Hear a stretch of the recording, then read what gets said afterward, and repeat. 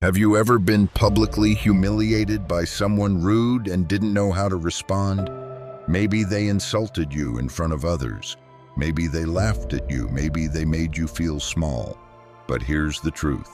They'll never tell you you don't need to clap back to earn respect. You need to rise up so quietly, so powerfully, that they regret ever messing with you. In this video, I'm going to give you brutally honest ways to gain respect after being humiliated. No fake positivity, no people-pleasing, just cold, calculated confidence. Because when someone tries to destroy your pride in public, your silence, your growth, and your comeback should haunt them louder than your words ever could. Let's begin. By the way, if you enjoy deep, thought-provoking insights on Stoicism, self-improvement, and navigating life with wisdom, you'll love my free newsletter. Every Sunday, I share powerful lessons, controversial truths, and practical strategies to help you level up, all for free. Want to join? Sign up using the link below and start receiving value-packed content straight to your inbox every week. And if you're a brand looking to sponsor my content and reach a highly engaged audience, feel free to reach out via my email in the description. Let's create something impactful together. 1. Let your results slap them in the face. Let me take you back to a moment I'll never forget. It was a small gathering, nothing formal, just a mix of friends and acquaintances. I made a slip-up while talking. Something minor could happen to anyone. But then came him. You know the type, loud, always performing for attention, riding on sarcasm and ego. He took that small mistake and turned it into a punchline, mocked me in front of everyone, laughed louder than the joke even deserved, just to make sure all eyes were on him. And the others, they laughed too, not because it was funny, but because it's easier to laugh with the pack than to be the target of it. And I stood there not because I had nothing to say, but because I made a choice. I knew. If I clapped back in that moment, I'd only feed the drama. I'd give him more of what he wanted, my energy, my frustration, my reaction. But I gave him nothing, no expression, no comeback, just a quiet nod like I was agreeing with the joke. But in my mind, I was agreeing with a promise: you get your moment now, but I'm going to take your spotlight later. From that day, I went ghost. No social posts, no group chats. I stopped trying to prove myself with words and started building my proof through action. I leveled up in silence, woke up earlier, hit the gym harder, read more, took on things I'd been procrastinating on for months, cut off distractions, cut off people who laughed. I started investing in myself like my pride depended on it, because it did. It wasn't just revenge, it was redemption. And every day I grew. I imagined their faces seeing me later, thriving, evolving, winning. I visualized it like a movie scene. 6 months pass. I'm in a completely different headspace. I feel sharper, fitter, more focused than I've ever been. Then guess who DMs me? Yep, the same guy who tried to humiliate me, but this time he wasn't laughing. He was asking for advice: how to grow a brand, how to get disciplined, how I got ahead so fast. And in that moment, I realized I won, not because I replied, not because I helped, but because I didn't need to reply. My results were loud enough. And that's the controversial truth no one tells you. Why? Clapping back with insults is loud and short-lived, but clapping back with results, that's silent, powerful, and humiliating on a whole other level. You see, when someone publicly disrespects you, they want attention. Don't give it to them. Give them outcomes instead. Let them watch you grow into someone they can't reach, can't joke about, and definitely can't compete with. Let your transformation speak so loudly, their joke feels like ancient history. Let your discipline make their laziness embarrassing. Let your consistency highlight their inconsistency. Let your silence become a mirror that reflects their insecurity. When you grow and they don't, your existence becomes their reminder that they lost. So don't seek revenge, don't beg for respect, don't defend your name in noise. Build yourself up so hard that their insult becomes your origin story, and let your success slap them in the face without ever lifting your hand. 2. Publicly ignore them. There are few moves more powerful than pretending someone doesn't exist, especially when they expect you to give them attention. Let me be brutally honest. The people who humiliate you in public, they're not just being rude. They're making a power play. They want a reaction, anger, tears, embarrassment, because that reaction validates their ego. But here's where you flip the script. You don't react, you don't speak, you don't even look their way. You ignore them publicly, coldly, like they're air. Let me tell you a story. The moment you start over-explaining yourself to someone who has already disrespected you, you've already lost. Because what they're really after isn't clarity, it's control. They want you to chase their approval, to feel desperate, to be understood, to need their permission to defend your name. But when you speak once without anger, without weakness, and never again, you shake the room. There was a guy I used to hang around, loud, smug, always trying to one-up people in public. One day he called me out in front of others, joking about something personal I told him in confidence. Everyone laughed. I didn't. I just stared at him with a blank face. Didn't argue, didn't defend myself, didn't even blink. But from that day on, he was cut off.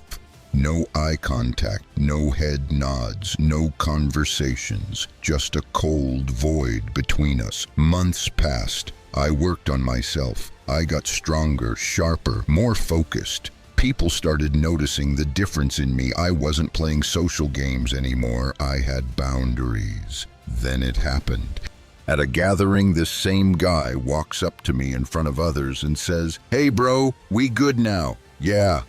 I looked at him, said nothing, and walked right past him. Not a glance, not a smirk, just silence.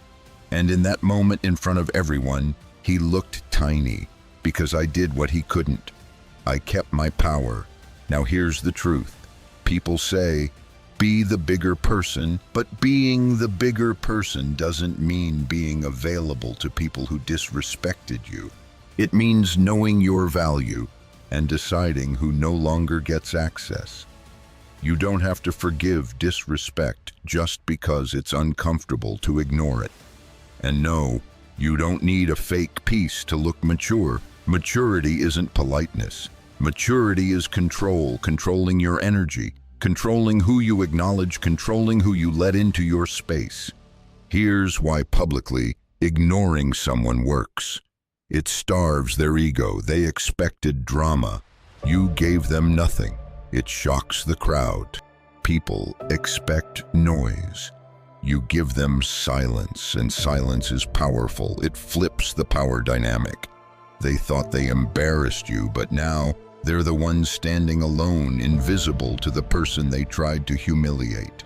The best part, you didn't have to shout. You didn't have to insult. You didn't even have to explain. You showed the world that this person means nothing to you, and nothing cuts deeper than that. Because at the end of the day, respect isn't won by clapping back. It's won by refusing to acknowledge people who don't deserve your time.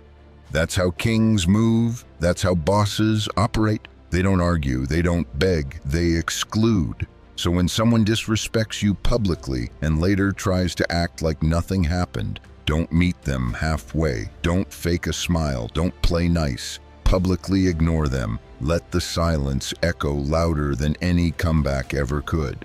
Let them stand in a room full of people and realize that you've outgrown them, that they're no longer in your circle, that they've been demoted to a stranger, and everyone watching, they'll respect you more, not because you said something clever, but because you said nothing at all. 3. Speak once and never again. Say it once clearly, confidently, and then shut the door. Let them live in the echo. Let me tell you something most people won't admit.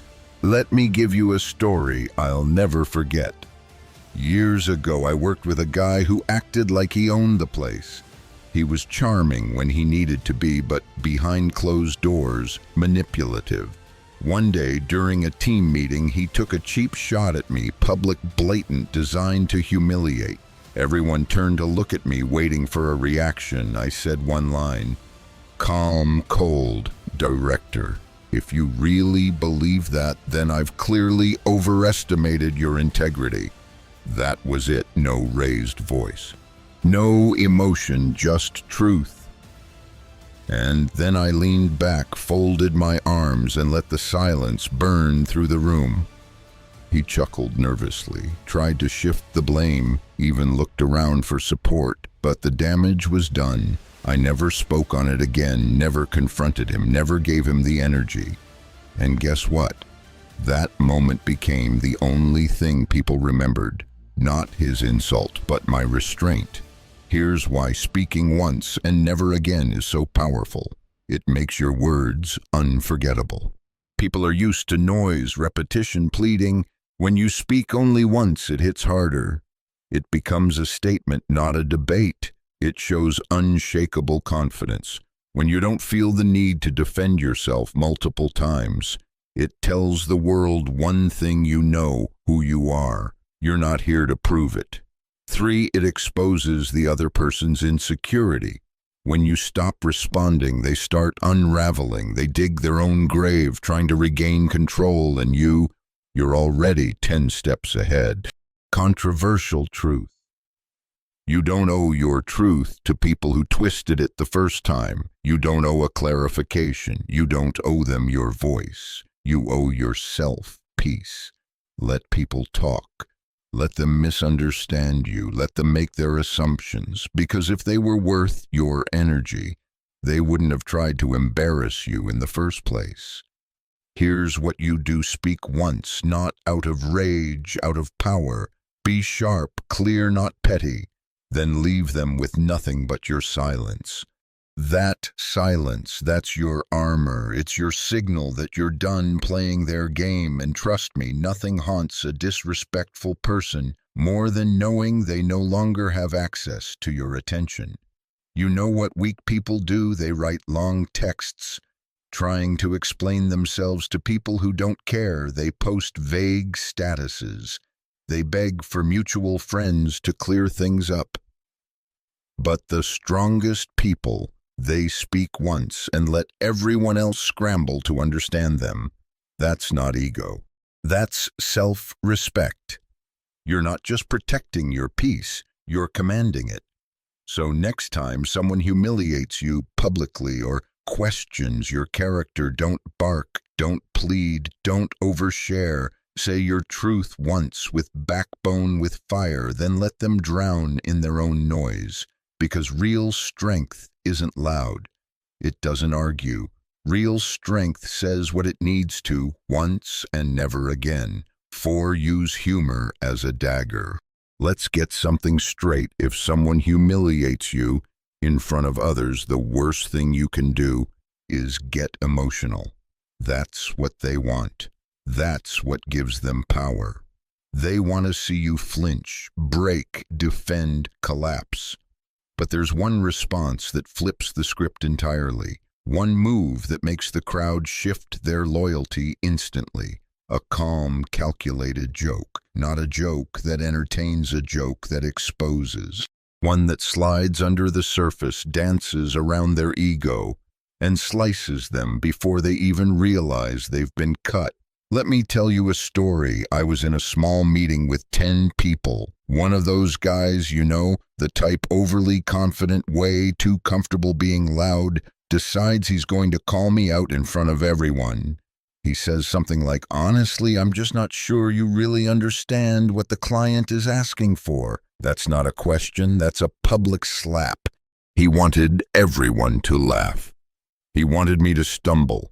Now, younger me would have probably defended myself with a full explanation, but I paused, I breathed, and I looked him right in the eyes and said, smiling, You're absolutely right. Let's all slow down to your pace. The room went dead silent, then burst into a few awkward chuckles. But here's the best part. I didn't follow up. I didn't explain myself. I just moved on with the meeting like I just brushed lint off my shoulder. He didn't say another word. Not because I yelled. Not because I dominated. Because I made it very clear I'm not the one to play with. Here's why humor works better than rage when you've been disrespected. It confuses the enemy. They expect you to get mad. They want a reaction. But when you smile and hit back with something sharp, funny, and subtle, they don't know what just happened, and they definitely don't know what to do. 2. It turns the room in your favor. People love confidence. They adore composure, but what they respect most is when you make disrespect look ridiculous. A well-timed joke flips the social energy. The crowd sides with you silently, sometimes loudly, but it's yours. Now 3. It makes you memorable. Anger fades, rants are forgotten, but a savage one-liner that lingers, they'll repeat it, laugh about it, and deep down, even the one you joked about will feel it replaying in their head for weeks. Here are some lines you can keep in your back pocket. That was a bold take, wrong, but bold. You clearly misunderstood me, but I admire your confidence in staying wrong. I'd argue with you, but I like to win. I love how you said that like it made sense. You don't need to swing hard, you just need to aim well. Because here's the truth. Most people who publicly humiliate others are insecure.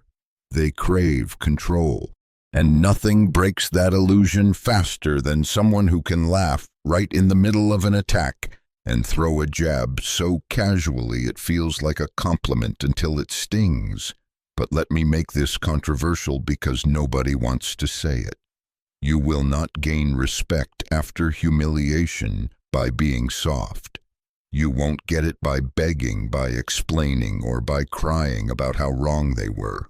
You gain it by standing up with a smirk, hitting back without raising your voice, and making them look like the fool effortlessly.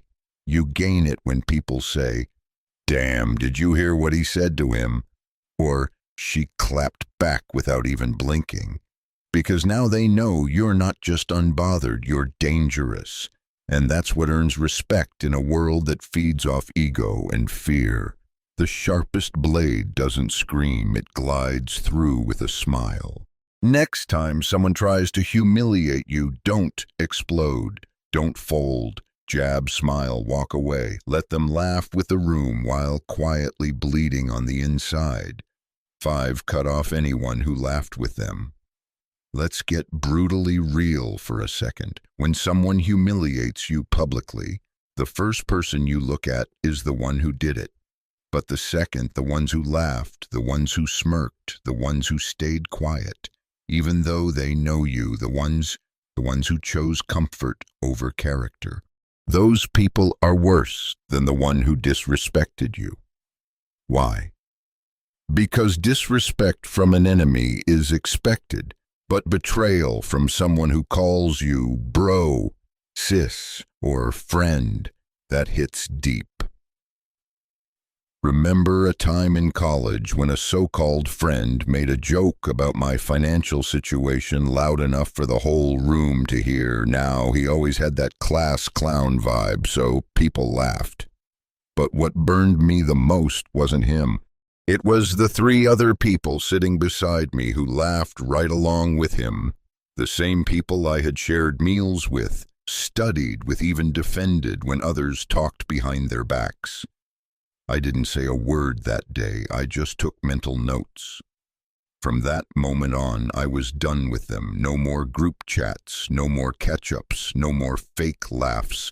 I cut them off cold and clean, and guess what? Not a single one came back to ask why, because deep down, they knew. They knew they laughed when they shouldn't have. They knew they chose sides. And that's the lesson. Silence is a choice. So is laughter. So is disloyalty. Here's why you must cut off anyone who laughs with your enemy. They show you their true allegiance. People don't laugh at jokes that hurt people they respect. If they laughed while you were being disrespected, they enjoyed it, even if they say it was just a joke or I didn't mean it. No, laughter is agreement in disguise. Keeping them around shows weak boundaries. If you keep talking to them like nothing happened, they'll think, I can cross your line again, and you'll let it slide. That makes you look weak. You gain no respect by keeping people who betrayed your dignity. Your presence is valuable. Treat it like it is. If you want people to respect you, you need to show them, I don't tolerate subtle betrayal. You're not desperate, you're not needy. And if someone can't stand beside you when it's uncomfortable, they don't get to stand beside you when you rise. Now let's talk about what happens when you don't cut them off. You slowly start to lose your power. They joke again, they talk behind your back, they use you to feel better about themselves, and worse, you start to believe you deserve it.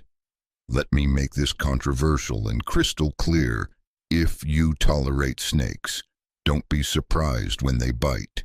You don't need a big confrontation. You don't need closure, you just stop answering, stop inviting, stop trusting. That's it. Here's the truth. No one tells you. Most people watch to see how you react.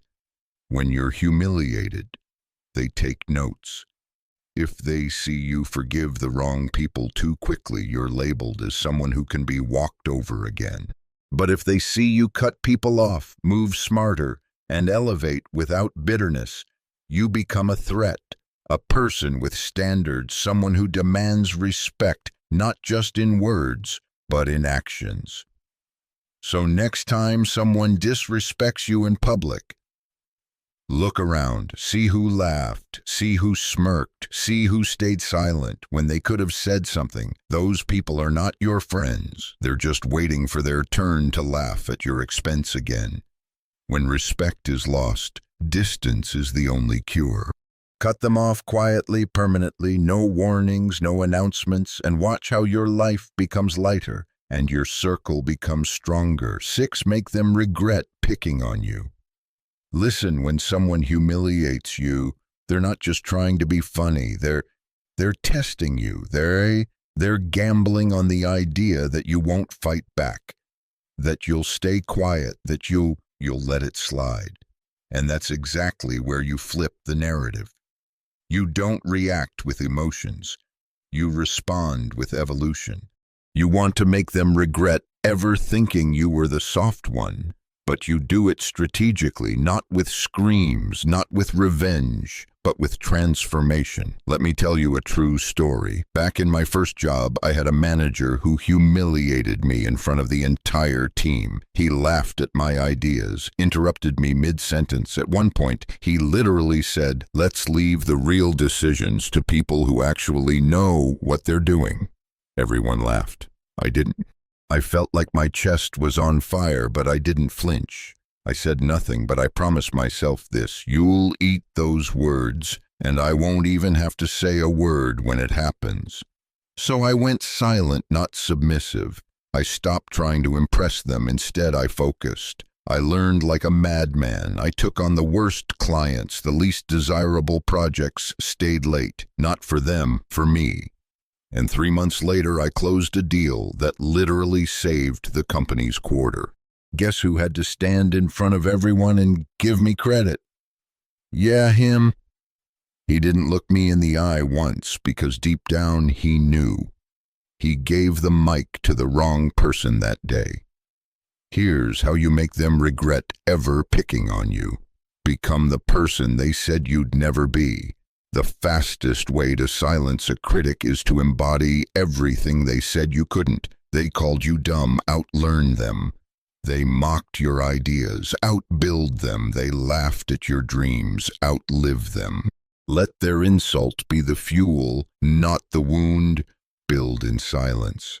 Come back in power. Don't go around telling everyone your comeback plan. That's just noise. Move quietly. Show results. By the time they realize you've leveled up, it's too late for them to undo the damage they caused. 3. Don't block them, let them watch. The best revenge isn't served cold, it's served on a glowing screen where they see you winning. They should scroll through your progress. They should hear people mention your name with respect. Let your success become their personal punishment. Let's be controversial. Some people will tell you to forgive and forget. Forgive, sure, but never forget why. Because pain has a memory, and when you use that memory correctly, it doesn't become trauma. It becomes motivation. They picked on you at your weakest. Let them see you now at your most powerful. And no, you don't need to humiliate them back. You don't need a confrontation. The best regret they'll feel is seeing you become everything they tried to suppress.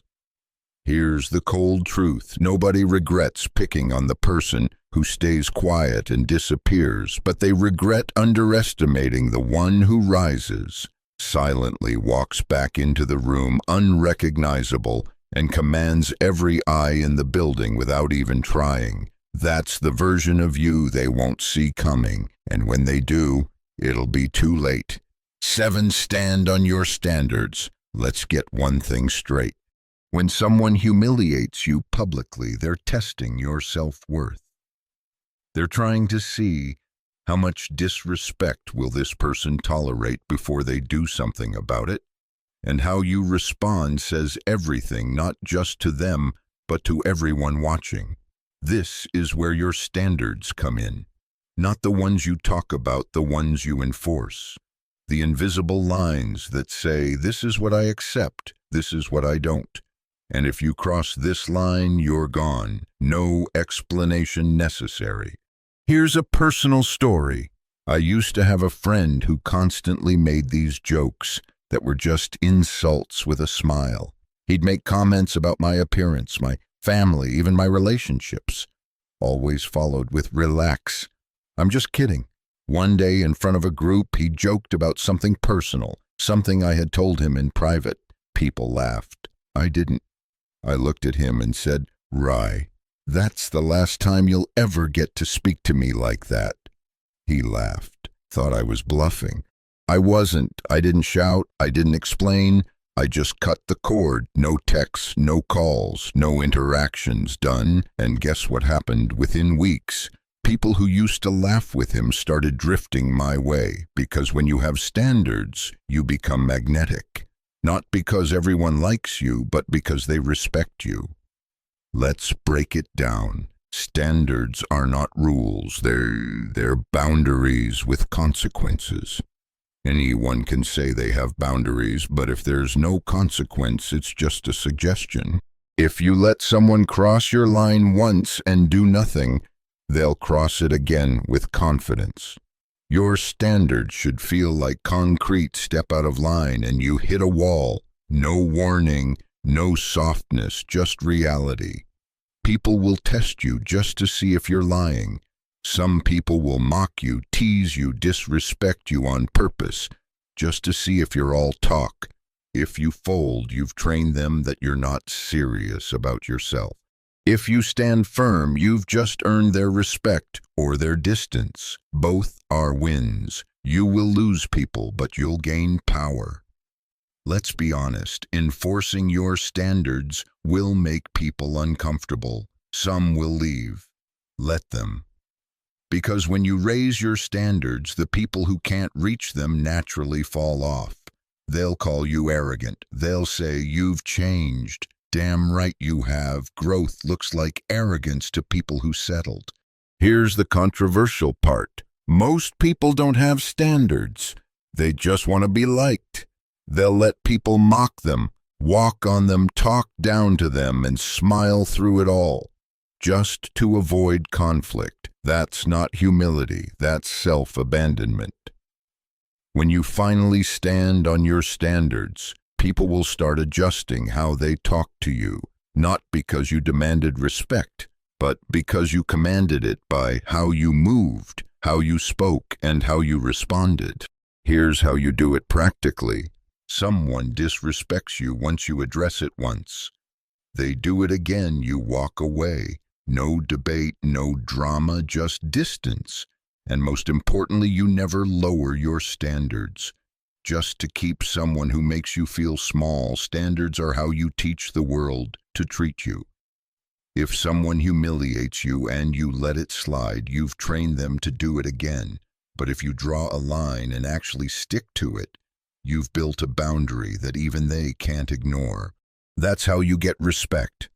Not from shouting, not from clapping back, but by standing tall on principles that never shake even when the whole room is laughing. They thought it was a joke until you became the lesson. The truth is, you don't gain respect by reacting when you're humiliated.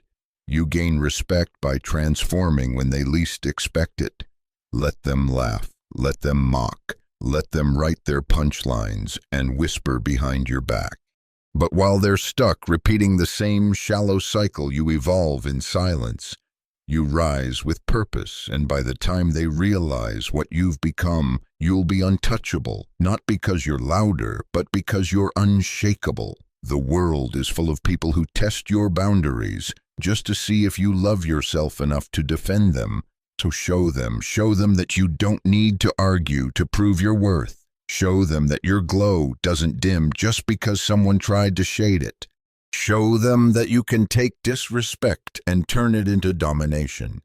Because here's what they'll never tell you: the strongest revenge is becoming someone they have to respect, even if they still don't like you, even if they'll never say it out loud.